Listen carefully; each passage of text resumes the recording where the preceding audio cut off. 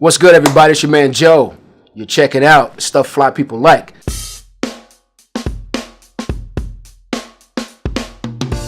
The name of the album is #My Name is Joe Thomas.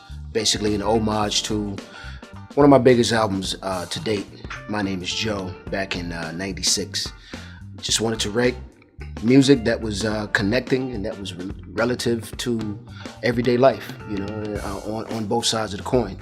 And also I wanted to allow the music to speak to the new generation, to the kids, and as well in a very positive way. I mean, I think R&B has sort of taken a back seat to the influence that they can have on the generation. And of course, with the Bryson Tillers and Tory Lanez, Jeremih, I mean, all those artists that are now current and that are young considered to be R&B. It's just giving them a little bit different perspective on what this R&B thing was before, even before me, back in the 70s and 60s, when it was just beautiful and quality and genuine and stuck to a certain script, showed respect for women, and they were gentlemen, when they wrote and when they sang songs. So I'm just bringing that back again. Performances is given and is done to enhance what the lyrics are, what the melody is to make it believable, is to make you feel a certain emotion. Now it's about a repetitive thing. I mean, it's about flair and vibe and style, which is all similar in a way. I mean, when you hear a song of R&B now, if it doesn't sound like this other record, it doesn't feel like this particular song, it almost puts you in sort of ways. It almost puts you in a position to not do anything different. You have to follow the certain format, because if you want a mainstream record, that record got to feel like a today's mainstream record. They're not giving the opportunity for something new and something different, and which is very unfortunate, because I think it stunts your creativity. It stops you from going to a certain place that could be absolutely amazing. So that's the sad part about it for me when it comes to what today's R&B is. So I can have you back. It's just me. It's just me and my style of writing.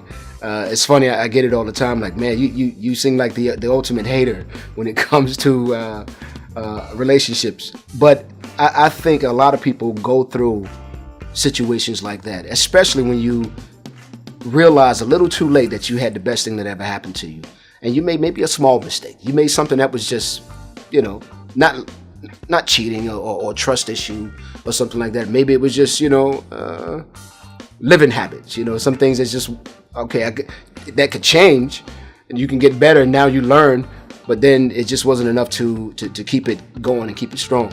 And then you're looking at the next guy like, oh man, that's mine right there. That's, not really like, okay, I'm gonna do whatever. Yeah, I will do whatever it takes, but I respect the fact that you are in a relationship. But I do hope he does something to be very, very detrimental and make the biggest mistake of his life and lose you, and you realize that, you know what, I was good where I was.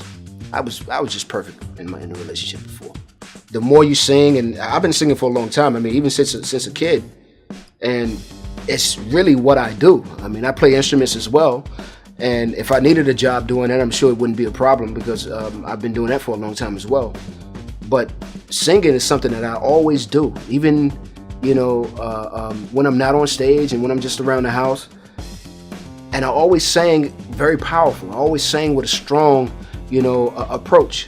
And I think maybe that's had a lot to do with, my voice being able to withstand certain colds, and also I gotta say, I mean, I don't abuse my body. I don't do certain things. I used to smoke that marijuana, as they call it. Yeah, man, I was bad at it at one point, and then I just complete cold turkey, just quit. For some people, that's very hard to do, is to say, you know what, I'm done, I'm good, and let me move on to the next stage of my life. And that was, it's not that it affected my singing when I was smoking, but it's just something I felt like I didn't need to do anymore. It was just like, okay, I'm over and done with this now. And I don't miss it, which is the crazy thing. I do not miss it. I don't like the way it makes me feel. I like to be focused at all times. So yeah, just protecting my body and making sure I don't overindulge in certain things. I don't overeat. Because then the weight will start showing on me. I'm like, wow, this got ballooned and got all out of shape. And then they're doing the before and after pictures of me. I don't want that to happen. So just taking care of myself properly and making sure still I enjoy life. I mean, I love food. I love to eat. But I do it in moderation. I do everything in moderation. I've always been a fan of that 60s, 50s, 40s era. They were so super, super, super duper clean. The fedoras, as you mentioned, the pea coats and even trench coats, all the way down to the shoes. And so I was always a fan of that look. Even the gangsters, when you think of the gangsters like Capone and even John Gotti, these guys were super clean. When you watch Godfathers and a lot of those movies, even Harlem Nights, for instance, Harlem Nights was some of the most well-dressed gentlemen, that I've probably ever seen. I mean, I think they were just super clean. I even get suits designed with that Harlem Night theme, with the vest, with the pocket chain, with the pocket watch. We call them waistcoats, in the professional world, but we call them vests from the South, three-piece. So I've always been interested in that particular look. My dad was a phenomenal dresser. My mom was a phenomenal dresser. She was a seamstress as well. So it's always been embedded in my system to represent and look the best at all times. At all times. First impression, it's last impression a lot of times for people. If I was on an island and I can only take 3 albums with me, man, I would take Sade, Greatest Hits. I would probably take, man, that's a tough question. Now I really got to think. I knew Sade was number 1 at any time. I love Michael Jackson, certain energy and performance, and when you hear the music, you can visualize it. So I would probably take Michael's Greatest Hits as well. I love Marvin Gaye, but I love George Benson. Oh man, that third one would be tough. And I also love hip hop, so Biggie or Pac or even the Snoop Doggy Dogg's album, Doggy Style album. This is a tough one. I'd have to mix it up. I would have to go with rap maybe on this one. Probably Biggie. I think Biggie's. I love the first album, but I also love that second album, man. That Today's Agenda, Got the Suitcase Up in the Central, and go to room 112 and tell them Blanco sent you. It's so much music that is incredible. I'm gonna have to take that Biggie second album. I'm gonna have to go with that one. But what does Fly mean to me? Wow. Fly is a certain personality, a certain confidence, in yourself and how you speak, how you walk, how you dress, and it could be something that someone else never thought of. It could be just something left field, but you do it in such a way that's just like, wow, I never would have thought of that. I never would have did it that way, but man, that's dope. And also having someone commend you on what that is, not just believing it yourself, but have someone say that's official. And also Fly is what you do a lot of times and how you do it. I mean, me being a recording artist and not knowing from the gate that where my career would be at this particular time, and having worked with so many phenomenal recording artists from Mariah Carey, obviously G Unit, Big Pun, LL Cool J. It's been just so many phenomenal Fly situations I've been in.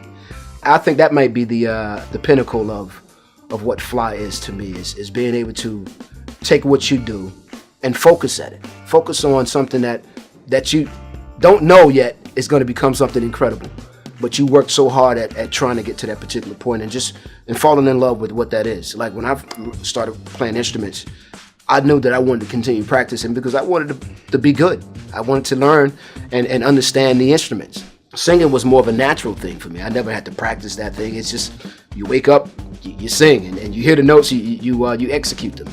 Working hard at something and watching it become a success.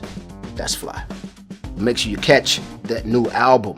# My Name is Joe Thomas, and the single is out right now, so I can have you back. And also I got a joint with Gucci Man, Happy Hour. You're watching Stuff Fly People Like TV.